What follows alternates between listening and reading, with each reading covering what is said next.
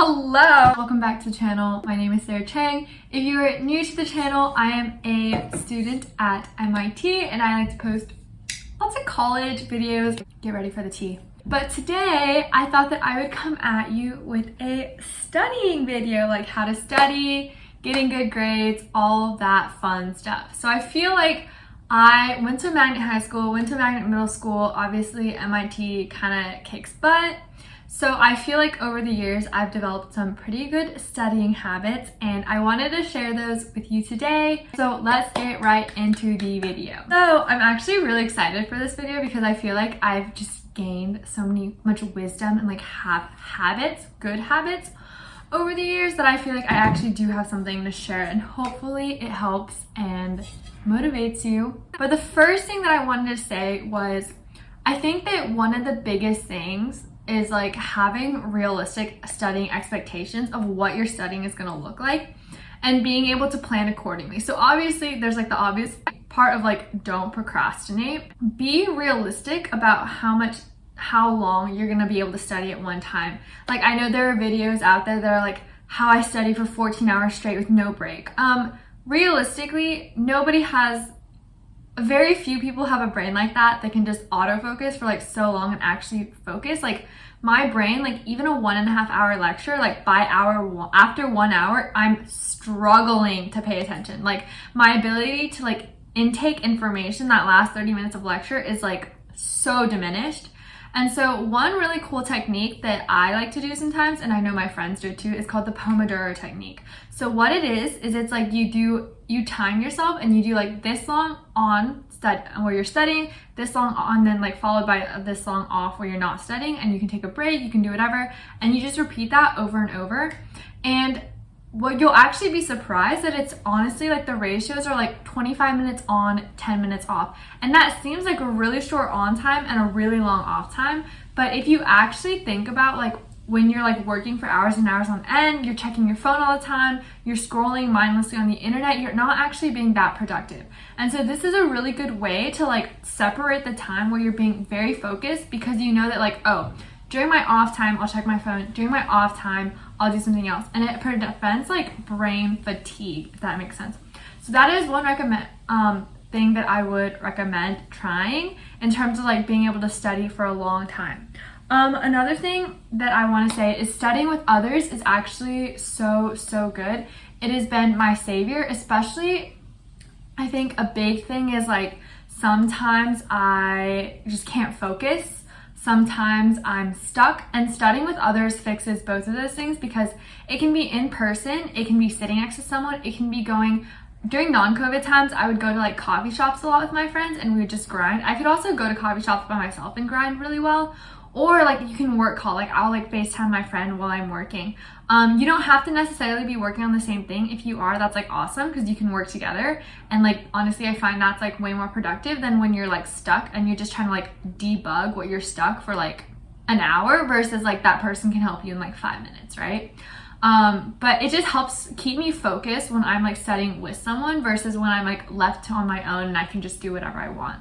So studying with other people, it also makes studying a lot more enjoyable because it's almost like a social activity, you know? So that one's pretty good. But like really places I like to study were like in dorm lounges, at the library. There are a lot of like really pretty libraries out there that like I don't think it's hard to find one that like you actually really enjoy sitting in.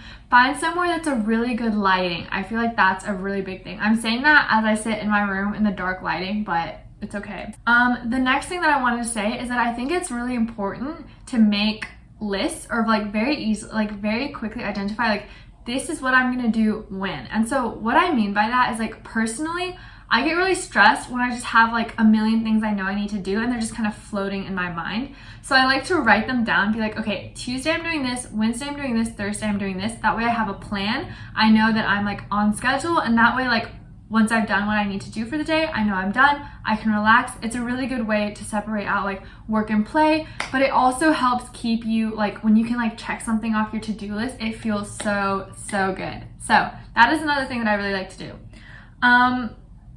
Another thing is I think it's really important to find a way that you like to take notes. And so for this one, I'm gonna actually like show you my notes and how I take notes. So I take all of my notes on my iPad. Yeah, so I take all of my notes on my iPad. It's an iPad Pro.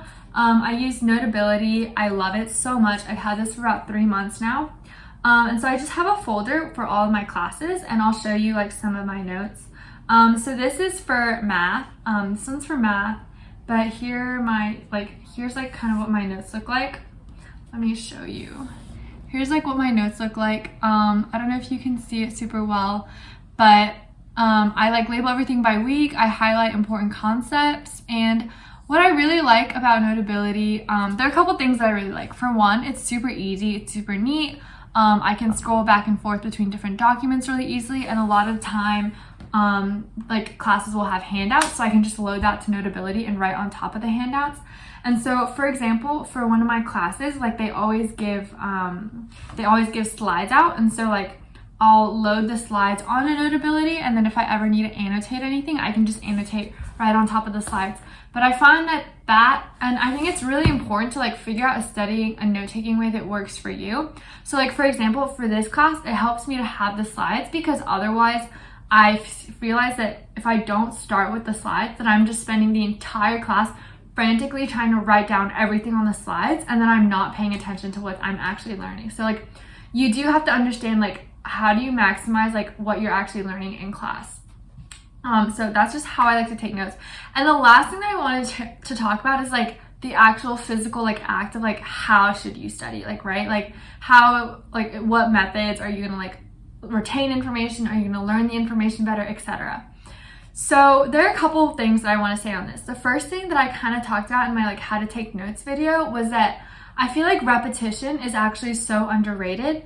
And there are a lot of people who, and the biggest thing is to understand that like everybody remembers things and intakes information different ways and at different rates. I know a lot of people who can watch a lecture or read something once and they know the content, especially like at MIT. I would say a lot of people are like that. Unfortunately, I am not like that. And I realized very quickly freshman year that a lot of my classes would take me a much longer time than they take a lot of other people. And so a lot of the time, I'm going to be honest, I'm watching lecture and I have no idea what's going on. I have to read recitation notes, probably read the textbook, go over recitation notes with people, go to office hours, all of those things before I understand what's going on, before I can do the P-set. It's really time consuming, I know, but you just have to be really honest with yourself with like, how much help do you need? How much time do you need? And give yourself that time. And you can't let yourself you can't compare yourself to others, because everyone's different, right? So for me personally, like I always, I will take notes during lecture, and then I'll read back through the lecture notes after lecture to really like go at my own pace, really understand something better. You can do this in whatever order you want. Sometimes you can read lecture notes and then watch lecture, but whatever works for you. Another thing is, I know that a lot of my lectures are based on a textbook, and especially before quizzes, I try to read through the textbook so I understand what's going on. I think that the textbook does a really good way of kind of like explaining on the like bits and pieces you don't understand, so that you can actually put the pieces together. Like during lecture, I feel like I'm understanding little snippets, but it's harder for me to see like the bigger picture of what we're learning. And that's an area that the textbook really helps me on. So I always try to read the textbook. I go through the notes, and then I go through I watch the video, and then I read through the lecture notes that they post again. It sounds really repetitive. It sounds time consuming. It is on both ends, but that's what I need to learn, and you just have to be really honest with yourself, and you have to be willing to do that. How I study for tests. So I had a midterm yesterday, and I have another midterm next week. My current plan for that is just like, obviously I've been going to every lecture, but I'm going to go through the textbook. I'm going to take notes on the textbook too. It is very time consuming to go through textbooks for like a month or two worth of classes, but that's how I study. Like, you do have to put in the time to study. There's no trick to make it fast or to anything. So I am going to do that, and then afterwards I want to go through all my homework problems and kind of redo through them. And then I'm going to go through the recitations. So recitations, I don't know if everyone has recitations, but for us, recitations are just where you kind of go over lecture material and you go through practice problems. I'm going to go through that, watch the review session if I can, and then take the practice test. So I always think that taking the practice test should be the very last thing you do, because, I mean, if you have multiple practice tests, I guess you can take one in the beginning, do it so you know your problem areas and take one at the end. But if you just have one practice test, which is in this case, I think it's just really important to kind of gauge, like, study, do the practice test, see where you're at, and then work from there. But I'm trying to think if I have any other tips. I think that general things like don't fall behind, right? Like, I think the biggest thing that I want to do is I want to start reading textbook notes before lecture instead of after lecture, because I do feel a lot of the time during lecture I'm kind of wasting my time somewhat because I'm only like half understanding what I'm learning. And so I think that if I did take notes on the textbook beforehand, the lectures would make a lot more sense and they'd be a lot more worthwhile. So of course it's a lot of playing around. It's finding strategies that work for you. Like, Notability works really well for me. I actually enjoy taking the notes. I'm able to do it in a way that's very organized, that makes sense for me. If you are interested in how I take notes, like with Notability, how I use it, all of that, I would be happy to make a video. Just let me know below. But anyways, that is it for the video. Thank you so much for watching, and I will see you soon. If you're new, feel free to subscribe and like, and I will talk to you later. Bye!